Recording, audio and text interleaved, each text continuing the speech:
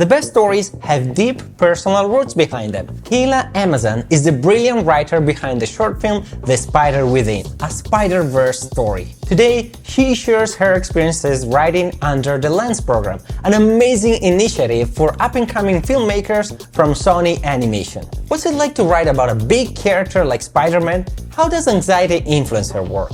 And what did she learn about writing from working in animation? And if you stick to the end, she'll give you some tips for writing better dialogue and give you some advice for newcomers starting their careers. Khaila, welcome to Write for Animation. I'm so excited about this interview. I love the short film and I cannot wait to hear more about it. Thank you so much. I'm so excited to be here and can't wait to dive in. Okay, so let's start with, when did the screenwriting spider bite you? Oh, the actual screenwriting spider? So I've always been into stories, but I never thought that it could be a career. So I used to start drawing and writing at the age of 10. Anime was a really big inspiration. So I'd be drawing Naruto characters, drawing Dragon Ball Z. So I would say at a very young age, but only in college did I realize that it could be a viable career, I would say.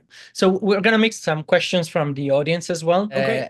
Since this question is perfect to open up the conversation, this comes from AT Comedy 2813. Where did the idea of having this be the first Lens short film come from? So I personally struggle with anxiety. One of my writing samples is called Black Anxious, and it explores being Black and anxious. And so I had gotten into the industry with that writing sample. And with every project I do, I try to see how to insert what I go through in order to really make a character. So thankfully, I got accepted into the Lens program. And the prompt was basically writing a short film in the Spider-Verse. And that was such a big sandbox to play in. But what I did is that I just wanted to really go towards what I knew, because there's this phrase about writing what you know, and I know what it's like to be anxious and feel anxiety, and I do think Miles Morales knows that as well. I think it's very true to his character in order to also experience anxiety. Thankfully, that was a really good way to land on the story that we have today. Also, too, I have to mention Jarrell Dampierre. He always wanted to have a very grounded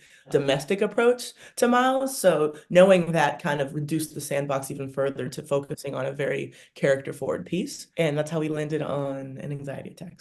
And tell us just a little bit the structure of the short film, thinking as a writer. What are the key moments that we always like to go through the short film to analyze the structure before getting into character? I want to back up a little bit because the story went through so many iterations. The scale was initially very big. We had different locations. From day one, anxiety was the theme. In the subway, we had on a rooftop. And slowly through the animation process, we made it smaller, because with a short film, what I realized is that you're able to dig deeper because you're in a shorter period of time. Whereas with feature film, of course, you have more real estate to travel so many different locations. So I would say that it was also an iterative. It wasn't just great. As a screenwriter, I write it, then they go make it. No, I wrote it and they're like, okay, great. We have a layout that we need to get tweak, and the layout is too small, so let's make the story smaller. So it was actually a back and forth process. Everyone became a writer, and it was more like a showrunner process almost, in the sense of like you're in a writer's room and you're working with people and you have to synthesize different ideas.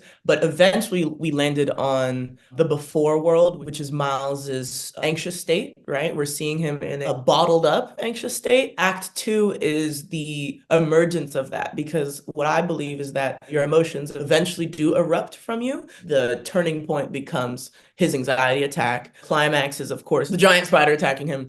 And then the resolution is a real resolution and an emotional resolution, which is asking for help. So I do think it hits a typical structure where he becomes active in the end, though, by asking for help. So after reducing the scale, we realized that we can make almost like a little play, like a little adventure within his bedroom. And that's how we landed on the structure. I love that, because great stories are simple and simplicity is very hard. And so that is something that struck me when I watched the film, is how deep it is. And at the same time, it's very simple. In my writing, something that I struggle a lot with, removing stuff and make a simple story that's clear.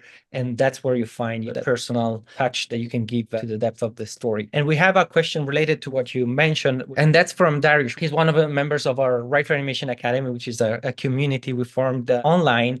And he says, what was it like working with potential reels and animatics that did or did not make the cut? Oh, it was actually so inspiring, because imagine hypothetically that you're a screenwriter and whatever you write write is made right there. Usually as a screenwriter, you have to just pray that it gets made in the future. So it was crazy to everything I write has a repercussion. One line can make one animator really annoyed. So it was a wonderful, helpful process. Every line has repercussions. And so that actually fed into being more economical, because I don't want the animators to try to make this weird, like, how do you even animate something? And it also made me, in a good way, analyze my writing, because every scene description I read, I was like, can this be made? How would the animator read this? How would the colorist read this? How would the VFX read this? And so it made my writing extremely clear. Too, where it's no tell not show, no abstract, very concrete writing. And the script itself might come off as quote unquote boring, but at least it's very clear for the animation process. So I would say that it's actually a very rewarding writing experience. And I think every screenwriter should write at least one animated project. I think as a writer, the skills are the same for live action, but the environment, the collaboration, it really makes it magical. I think that's seeing our stuff on the screen before, and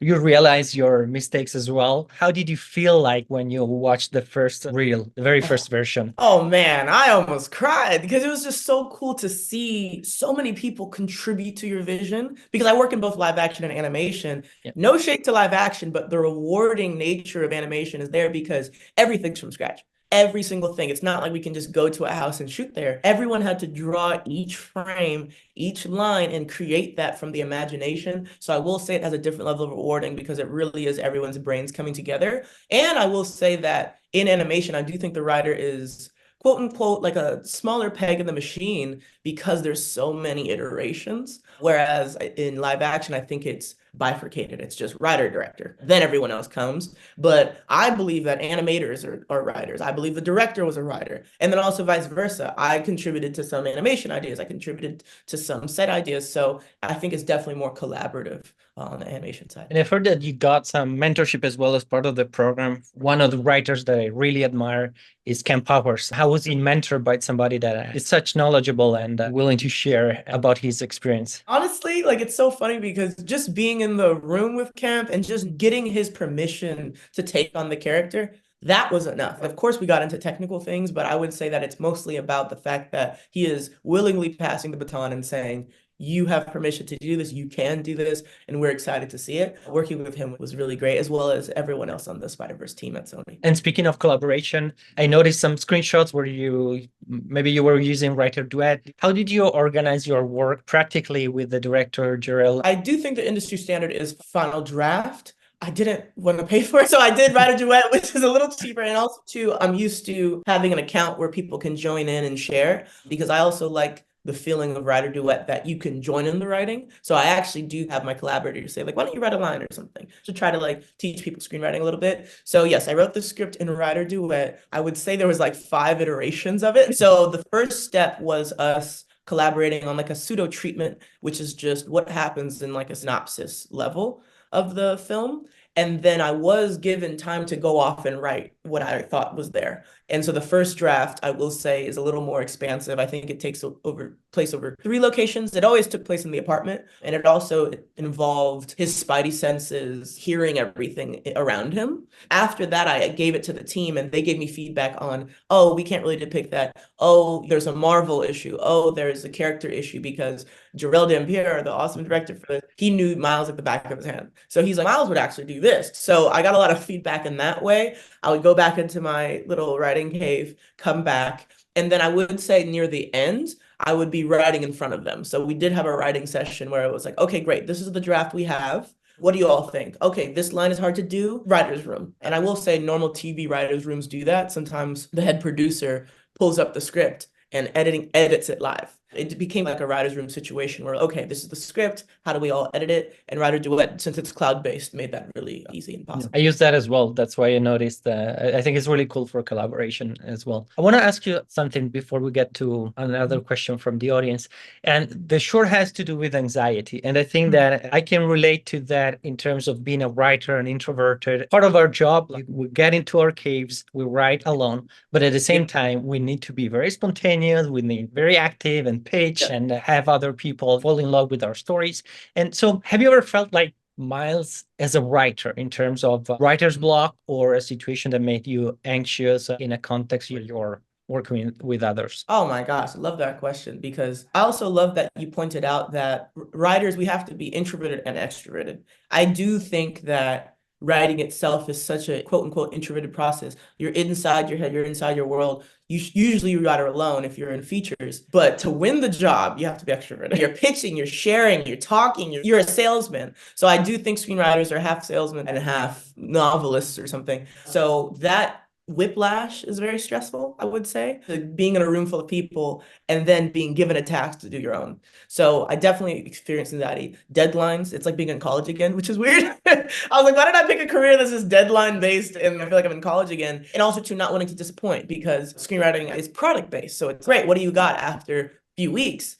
And as an artist, you're afraid to share it and you think it's horrible, especially because you don't have anyone to ping pong around. So what helped alleviate my anxiety is really ping ponging against my director, Jarrell, and the producers. I had lovely producers, Michelle and David, and I had to basically ask them, do you think it's trash? What do you think? And that talking helped me, which is ironically the point of the film as well, is just to reach out to somebody. Just reach out, anyone you can, even a neighbor, someone on the street, just talk to somebody because that alleviates, at least for me, the anxiety of having to do everything alone. What would you say was the hardest story problem to figure out, and what have you learned as a writer? That's actually a question from screenwriter Michael Arndt. One day I talked with him and he said, you should ask these to every guest. I have a few. I would say two of the biggest challenges, because it was a good thing. One was you're working with a character that everyone knows, and Marvel and Sony and corporations have figurative and literal ownership in it. So that was one challenge. And then the other challenge was simplifying the script. So we can dive into both. So the first challenge, as I mentioned, is you have such a precious character, both emotionally and interpersonally with people and corporately. You have to write within a given structure. So I think one of the challenges was how do we be true to the character while also being inventive? And I think what helped is by going inward. Instead of making it some big lore project that perfectly plugs into the lore, we ended up with a deeper dive. And we still created some lore. We basically established that he for sure goes through anxiety. Some other things where the spidey senses can be wrong. That's like another little lore piece that is implied in the film. So I think that being gentle and working with it, with Marvel, with Sony, with the corporation was difficult. And I will say as a screenwriter, you are writing a product. So one thing that's helped me, because I used to work on the development side, is understanding that you are writing a collaborative product piece, not in the sense that goes against art. It's still art, but it has to fit within the goal of the company. And to me, I love that challenge because it's like reverse engineering. So I would say that as screenwriters, you also are business people. And then the second difficult part was reducing the script because you want to be so big. And even with our 3 locations, smashing it into 2, because technically the dream sequence is like a second location, we had to simplify Miles's actions. So we had a whole getting ready for bed sequence, and we had all these sequences that we had to cut. So how do you make something simpler? So it was just really difficult to kill every single darling possible. Yeah. Every darling killed. But thankfully, in execution from the animators, they helped simplify it. So it wasn't like I had to simplify everything. It inherently got simplified just by nature of being executed. Yeah, you can see the principle of show, don't tell. I'm loving this interview. And as you've seen, some of the questions come from our WFA for Animation Academy members. If you want to join a community of passionate storytellers and bring your career to the next level, join today from writeforanimation.com/academy. I cannot wait to meet you in our next session. I love that the short has dialogue, but it's not relying on that. We'd love to hear your approach to dialogue in general, not specifically to the short film, but how do you approach writing dialogue as a writer? These questions are so scrumptious. This is just real writing, man. So I'm very dialogue heavy. My lead writing sample, as I mentioned, is called Black Anxious, and it's mostly dialogue about how the main character is anxious. And it's a lot of internal dialogue. So they always say that the best writing is natural. But on top of that, I like to write from all the thoughts in your head, because I think those are your true thoughts. Like what you say out loud is a little more polished and filtered. Those thoughts that you also think are weird or inappropriate to share, to me, that makes the best dialogue. Those impulsive thoughts that you wish you could take back, because it says what everyone wants to say. So it's a little heightened from natural dialogue. because I do think like when you're talking on the street to someone, it's a little boring, but what you actually want to say in your head is more interesting. So I think that's what dialogue is to me. We talk all the time about subtext. So it's like, what do you actually want to say? Why don't we say that? That's one approach. With our short film, The Spider Within, though, it was a little more grounded because we had the opposite challenge of he is not saying what he wants to say. Understanding what you want to say and then saying something different, finding tension there is another way to write dialogue, and knowing that the character is lying, or knowing the character has a secret, or knowing the character has an intention to either manipulate or hide or bury helps. So I think being aware of the inner world is so vital as a dialogue writer, because what you say is different than what you feel. And are you going to have someone who is saying exactly what they think, or how are they manipulating the situation through their character to say something different than what they think? So that's how I approach dialogue. Like when Miles comes home and the dad asks him if he's doing okay, he says, yeah, I'm just tired, something like that, right? Yes, which is true. He is tired, emotionally tired. Oddly, he said the truth because Miles isn't, in my opinion, a liar. But at the same time, he is hiding because he doesn't want to get into it. And I personally have said that. I'm like, I'm tired. But if you look at the subtext of that, usually it means that people are tired from life. They're dejected. There's a lot of double meaning in subtext. So there's like a contrast between what you actually feel and what you're saying, or there's a congruency that's very powerful. I also love that you play with one of the central themes in the Spider-Verse, his relationship with the dad. And we see now that the dad is very active and he's actually proactive in getting closer to Miles, and that creates even more contrast because it taps into what we've seen their relationship being like and the struggle they had before. Exactly. I love that you caught that, because in general, we wanted to represent just a solid dad and not even making it a crazy narrative. It's just like just a good old dad who cuddly wants to watch a movie. Thankfully, that does fall in line with Jefferson. And yes, they've had tension in the past, but I think at the end of the day, you love your family, or most people love their family. So let's take that away and let's just see them in a calm situation. Because I do think that even with people that you love but you argue with, most of the time it's going to be a loving situation. So on that note, yes, we wanted to just show Jefferson not in uniform, just chilling, not on the go, same thing, coming home. Everyone knows that, what it's like to come home and see your parents usually. It was great to see his character, and of course he's cracking jokes. Yeah, and he's watching a horror movie, which is interesting because people like different things, and he has his popcorn out, and it's his dad version, which Miles might have found a little corny because he probably watched YouTube instead of a movie. So just kind of showing a generational difference of what a good night is. But yeah, it was great to explore Jefferson's character, and we had the lovely Brian Tyree Henry to voice him. So yeah, very universal. And when he says, "Don't slam my door," that's also exactly. We wanted a piece of obvious like black in there and stuff. And my mom usually gets angrier when I slam the door, but it sounds like every culture slams doors. In one of the early drafts, it's like, did you take out the trash, Miles? And just those annoying where it's like, I don't want to do the dishes. Yeah, exactly. exactly. I don't want to take out the trash. Yeah, as a teenager, in my opinion, especially when you live with your parents, it's just like you have these annoying tasks.